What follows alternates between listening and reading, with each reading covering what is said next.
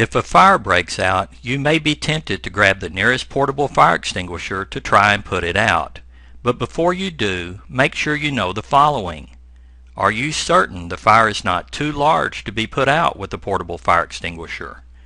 Is the extinguisher you have the right type for that fire, or the right size? And what is the proper sequence of steps to take when using a portable fire extinguisher? Unless you know the answer to all of these questions, you should not attempt to extinguish a fire. Otherwise, your actions could result in extensive property damage as well as personal injury or even death. The Occupational Safety and Health Administration, or OSHA, regulates portable fire extinguisher use in the workplace. While fire extinguishers are addressed in many different sections of the OSHA regulations, the primary OSHA standards regarding fire extinguishers in construction are found in 1926.150, and the primary standards for general industry are found in 1910.157. When portable fire extinguishers are provided for employee use in the workplace, OSHA requires employers to provide their employees with an educational program covering the principles of fire extinguisher use. Employees must also be provided with information about the hazards associated with incipient or early stage firefighting.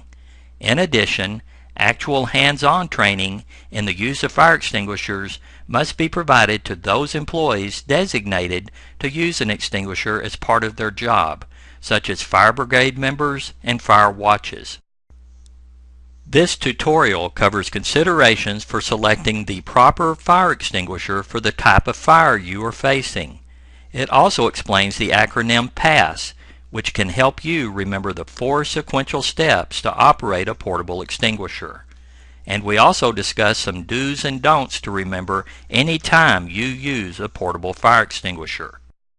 The first rule to remember is that portable fire extinguishers are not intended to be used for fighting large fires. They are intended only for use on what are known as incipient stage fires. Those are defined as a fire that is in its initial or beginning stage, can be handled safely with the portable extinguisher, and does not require the use of special personal protective equipment such as bunker gear or a respirator. When faced with a large fire, immediately evacuate the area and alert others. You should also evacuate the area any time you are not comfortable with using an extinguisher. There are many different types of portable fire extinguishers, and using the wrong kind on a fire means you may not be able to extinguish it safely and effectively. For example, most everyone knows that oil and water don't mix, and that is the reason you would not want to use an extinguisher that sprays water on burning liquids. That can actually make the flame spread. Some fire extinguishers are intended for use on a single type or class of fire material, while others are designed for use on a combination of 2 or more classes of fires. Just check the label on your extinguishers to know which type or types of fire they are intended to extinguish. Class A rated fire extinguishers will be marked with symbols similar to those pictured here. These extinguishers are suitable to use on ordinary combustible materials such as wood, paper or cardboard, dry vegetation, and some plastics. Basically, most anything that leaves an ash after it burns is a Class A fire material. Class A fire extinguishers often contain water that is sprayed on the fire. So again, as a reminder, do not use water to extinguish a flammable liquid fire, nor do you want to use water to extinguish an electrical fire for obvious reasons. Class B rated fire extinguishers will be marked with symbols similar to those pictured here. These extinguishers are suitable for use on fires involving flammable liquids such as gasoline and diesel, solvents, and oil or grease. CO2 extinguishers, which contain gaseous carbon dioxide, displace oxygen so the fire cannot continue to burn. These extinguishers are often used on Class B fire materials. While they are effective, the CO2 can displace the oxygen inside of a small enclosed space. So only use these extinguishers where there is plenty of natural ventilation. Also, the horn-shaped nozzle where the gas is discharged can become extremely cold. Cold enough to cause frostbite, in fact. So use caution when handling one of these type extinguishers. A Class C rating, signified by symbols like those pictured here, mean the fire extinguisher can be used on a fire near or involving energized electrical equipment. This designation is typically seen on combination type fire extinguishers that are suitable for use on other types of fire too. Class D rated fire extinguishers will be marked with symbols similar to those pictured here. These extinguishers are intended to be used on fires involving combustible metals that actually burn, such as magnesium, sodium, or potassium. Class K fire extinguishers, which are the newest type on the market, are marked with symbols similar to those pictured here. These specialty extinguishers are designed for use on kitchen fires, specifically those involving deep fryers which contain animal-based oils or fat, as well as vegetable oils. Some fire extinguishers are rated for use on only one class of fire material, such as A, or B, or D. However, most extinguishers are designed for use on two or more classes of fire material. For example, this foam extinguisher is rated for use on fires involving Class A and B fire materials, while this CO2 extinguisher is suitable for use on Class B and C fires. But the most prevalent type extinguisher found in most workplaces are combination ABC extinguishers. These commonly contain a dry powder that smother out a fire, much like you would with a blanket, and can be used to extinguish fires involving ordinary combustible materials, flammable liquids, and electrical equipment. So, check the labels of your portable fire extinguishers in your workplace so you will know what type or types of fire they are rated to extinguish.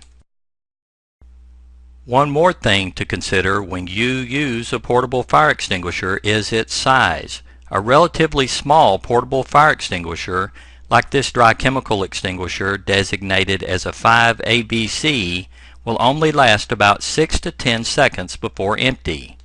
A larger extinguisher, like a 20ABC, will last somewhere around 25 to 35 seconds before it is emptied. While that is certainly a longer time, most people are surprised at how fast even a large fire extinguisher can be completely emptied. There are 4 basic steps to use most portable fire extinguishers. However, people often panic when they see a fire and forget exactly what to do. To help you remember the 4 basic steps of fire extinguisher use, just remember PASS, or PASS. The P stands for pull the pin. Stand several feet back from the fire while holding the extinguisher in one hand, and then insert your finger into the round end of the retainer pin and firmly pull. And don't worry, the thin plastic band that holds the retainer pin in place on most extinguishers will break relatively easy. The second step is to aim the nozzle or discharge hose at the base of the fire. The idea is to apply the fire extinguishing media towards the material that is burning and not at the flames that may be leaping up high. Step 3 is to squeeze the handle to discharge the fire extinguisher. If you let go of the handle, the discharge will stop, and if you squeeze it again, it will resume. The fourth and final step is to sweep from side to side as you slowly approach the fire. This allows you to cover all of the burning material and not just that located at the center of the fire. In review, the 4 steps of the PASS method are: pull the pin out of the handle, aim at the base of the fire, squeeze the handle, and sweep from side to side. Here are some important things to keep in mind in case you are going to try and extinguish a fire. The first is to never get yourself in a position where you could be trapped should the fire spread. Always maintain a clear path away to the nearest exit or other safe area and evacuate immediately if the flames, heat, or smoke seem to be getting out of control. And once you have extinguished the fire, keep an eye out for flare-ups. Sometimes the fire continues to smolder beneath the burnt debris, and it is not uncommon for a fire to reignite several minutes later. Fire extinguishing media, such as water or foam, can collect on the floor around a fire and cause you to slip, as can ash or liquids from containers that might have burst during a fire. So don't run, just walk in a controlled manner so you don't slip and fall. Also keep an eye out for any boxes, pallets, or other materials that are placed on shelves or stacked near the fire area, as they could become unstable from fire damage and fall over on you. And always turn in any extinguisher that has had its pin pulled out of the handle to be checked. Even if you did not squeeze the handle, you may have broken the internal seal that maintains the pressure inside of the extinguisher. So play it safe and get it checked out. So in review, take some time to familiarize yourself with the types and sizes of portable fire extinguishers around your workplace, as well as any you may have at home or in your vehicles. And if you do discover a fire and are going to try to extinguish it, notify someone else about the fire, and then remember PASS: pull, aim, squeeze, and sweep. These are the 4 basic steps to use a portable fire extinguisher. Also, keep in mind the importance of maintaining awareness of your surroundings so you don't become trapped or injured while attempting to extinguish a fire. Finally, never attempt to use a fire extinguisher if you are not comfortable doing so. Instead, you should evacuate immediately and go to a safe area in accordance with your organization's emergency action plan.